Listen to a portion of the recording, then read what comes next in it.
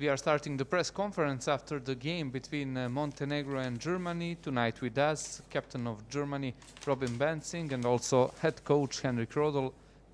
First, Robin, can you give us a brief analysis of this game? Oh, well, so first of all, congrats to Montenegro. In the end, they deserve the win. I think we dig ourselves in a hole in the second quarter where we're down like, I don't know, 15 points or something. We just didn't play well for 6 or 7 minutes, where we just let everything happen. We let them play, and we were not physical enough to play with them. I think second half we played better, but I think the hole was too big a little bit. I think we fought in the end like always we did. Ivanovic made some tough 3-pointers, 2 in a row, I think, with end of the shot clock. That hurts. But against teams with this quality, you know, like it's you cannot play like 7 minutes without resisting and going down 15 points. It's too difficult to get back in the game. So I think this was the reason why we lost the game today. Thank you. Coach, your thoughts? I think that Robin basically said it all already, and you know, it's very difficult for us to come back after playing stagnant and defensively. Basically, I didn't have an answer for a couple of minutes. I thought Simonovic really hurt us in that stretch with 2 big threes, and it seemed like we could not stop them, but also taking too many shots that were contested and too early in the shot clock, that we did not move the ball well. I thought we didn't move the ball well the whole game. It was just a couple of times where I felt like, you know, we're really playing offensively like we want to play. It's too much one-on-one, too much ISO. But that kind of happens when you're down, and it also happens to a team that's not practiced too much enough with one another. And obviously, when some quality offensively with Obst is not on the court. But you know, I thought, especially in the second half, our effort was great. We tried to play and come back, and then Montenegro guards took the game over, and they made big shots at the end. I thought that, you know, it was an even game, and we had a chance to get back into it, and unfortunately for us, didn't happen. I thought that I think I give credit to both teams in a situation to play this hard, because both teams really.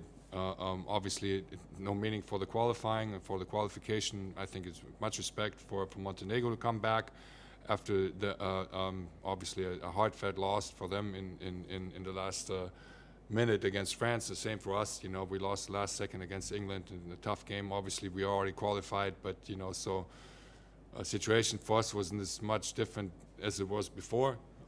But for Montenegro, I think it's much respect how they came to play today and how hard they played and how much they at the end also wanted to win and executed their stuff. Really impressive, and I give much respect to them, their coaching staff, and everybody that prepared them for this game. Thank you, Coach. FIBA coordinator will take now microphone for some questions. Thank you. Coach, please can you summarize how is challenging to play in such difficult times in those 2 bubbles for you, for the players, for everyone involved? I think it's obviously a difficult time for everyone, especially to travel. I think we felt as safe as we can be in these kinds of situations. You know, obviously the bubble was. Trying to keep us safe, and then everybody tested negative today, which may be the best news of the day for us, and so we can get back home. We lost 2 guys due to injury this week. This is not very good for us, and unfortunate, and I hope they recover quickly. But it's been I think a challenge for everyone. For our team, clubs, and the league, obviously also difficult to send their guys in a situation you don't know which they come back or healthy or not, and then all the COVID thing on top, you know. So, and we're already qualified, so it's a difficult situation, and I'm very proud of how our guys came to this week and tried to give it all, and they're very proud of being here, and I think they showed that in both games, that they wanted to be here, wanted to win both games. I really would have wanted them for them most of all to reward them with at least one win, but it didn't happen. It's still, you know, our guys fought hard, and it's such a difficult situation for everyone. So you have to appreciate the effort and them being here at all. And one last question: you lost both games, but what can you take over from these both games in front of EuroBasket? What can you take from your team? I think, you know, for us it's a situation. Obviously, Montenegro is also missing some players. You know, so it's no secret. We have from our top 25, maybe 16, 17 are missing. So you know, the selection is very different. At the same time, I think it's a very important windows for us because you know the same situation can happen in November when the World Cup qualifying starts, and then if FIBA and EuroLeague do not change their arrangements and we cannot play with the guys, our best guys, then we have to find a way to win games, and so it's important to build this core for us, and these are very good players, and you know, like I said before, they're very proud of being here and representing the country, and so I think that's one of the main objectives, and I think that we reached that goal enough. Even though I think that at some point, obviously, we need to figure out a way to win, but that will come.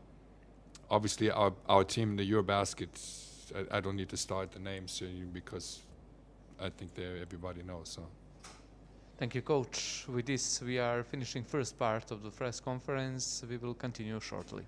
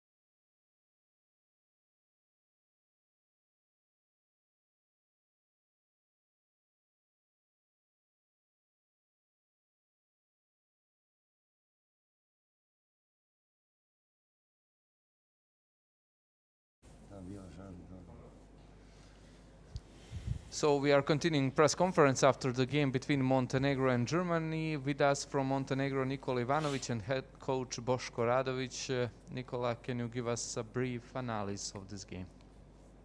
I mean, we talked before the game that we need to play a game good to show a bit of pride, to show that we are capable of winning against tough opponents. We showed it in the first game against France, and now also against Germany. I mean, we can be satisfied the way we played, and can all be happy with the overall situation, not qualifying for EuroBasket, but we have to be happy with this last game to finish this window and qualifiers with a win. Thank you, Nikola. Coach, your thoughts after this win? Good evening, everybody. I think we played in these last 2 days two very good games. First game we lost by 2 versus France, and tonight we was playing good. I think the key of the game was the second quarter where we was playing very tough and very strong defense, and we was up by 17, I think, and that's the key of the game.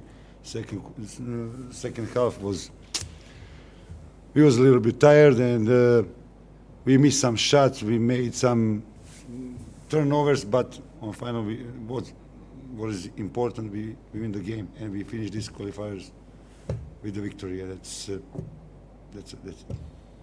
Thank you. Now FIBA coordinator will take place for some questions.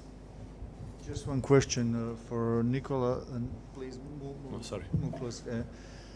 So it's tough to end the qualification like this, to win the game and lose, not to qualify to EuroBasket. But what do you see in the future for this team?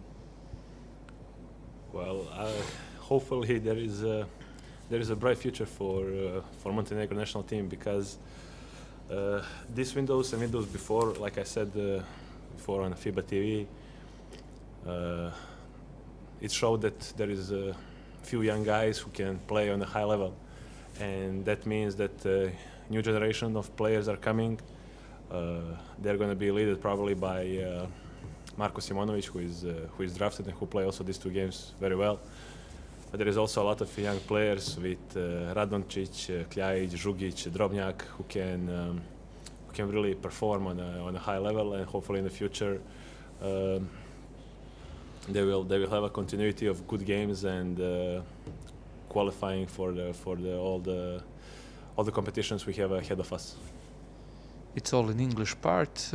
Now we will continue in native. Nikola, eto, kraj kvalifikacije, na kraju pobjeda. Selektor Njemačke baš pričao koliko je začuđen kako ste dobro odreagovali nakon onako teškog poraza i došli opet danas da odigrate sa toliko puno srca. Koliko je bilo teško motivisati se za ovaj meč? Pa nije bilo baš prelako, eto, najiskrenije.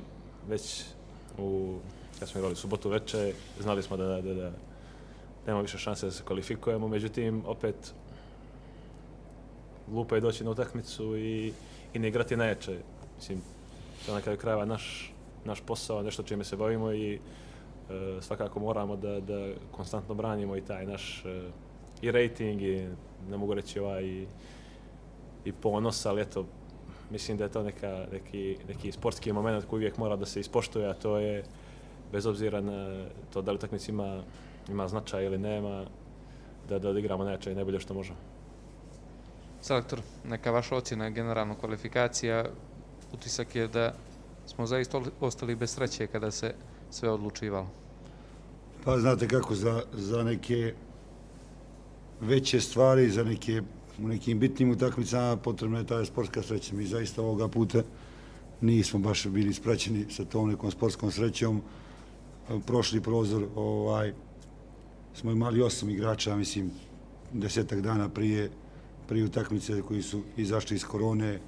Prvu utakmicu tešku sa Njemačkom. Energetski smo bili potpuno ispražnjeni tu utakmicu koja nam je jako bila prilično ključna za odlazak na evropsku prvenstvo protiv Britanije, koju smo izgubili. Međutim, zadnji prozor, znali smo da nas čekaju dva ozbiljna protivnika, Francuska i Njemačka. Mislim da smo odigrali dvije izuzetne utakmice. Eto, tu na jednu loptu u tom finišu nismo iskoristili neke stvari. Trebali smo tu utakmicu protiv Francuske i da rešimo prije, da ne čekamo zadnji minut. Međutim, eto, tako se nešto okrenulo i izgubili utakmicu večeras. Ono što mogu reći je stvarno, ja razumijem momke i bilo je teško motivisati se poslije onakvog poraza i definitivnog ispadanja, da se odigra dobra utakmica sa reprezentacijom kakva je Njemačka, da se razumijem. Međutim, ono što smo dogovorili kad smo se sastali prije 5-6 dana, tražio sam od njih odnos da bude pravi i da to bude pošteno. I ja sam stvarno ponosan na sve njih od prvog do posljednjeg, kakav su odnos imali i na treninzima i ove dvije utakmice i koliko je to sve pošteno bilo. Tako da, onako, ostaje žal što nismo uspjeli negdje. Čudna grupa, domaćin u grupi. Sad kad pogledate, veoma malo ekipa s 3 pobjede, ostalim grupama nije otišlo na evropsko prvenstvo. Nama su malo bilo 3 pobjede. Tako da, onako, sve to negdje nekakvi, kažem, nedostatak i sreće, a boga mi splet nekih okolnosti, ali dobro. Šta je, tu je ono što je važno, da smo stvarno, mislim, u svim ovim prozorima dali sve od sebe, i igrači, i stručni štab, i svi koji su bili oko nas. Ovog puta, eto, nismo držali taj kontinuitet odlaska na velika prvenstva, međutim, ubrzo sve kreće tamo, na ljeto već kreću predkvalifikacije, kvalifikacije za svjetsko u posljednjem novembru i tako dalje. Znači, bit će akcija i bit će, kao što sam rekao, nekoj prošloj konferenciji štampu, bit će došlo je vrijeme da ovi momci koji su ovdje sad, koji su već godinama igraju, kao što Nikola igra godinama, koji može još da igra dosta godina, dolaze nam i mladi momci koji će biti perspektive i budućnost naše reprezentacije, tako da onako moramo svi zajedno da sad napravimo neku analizu i da krene se dalje. Thank you. Hvala. That's all for tonight.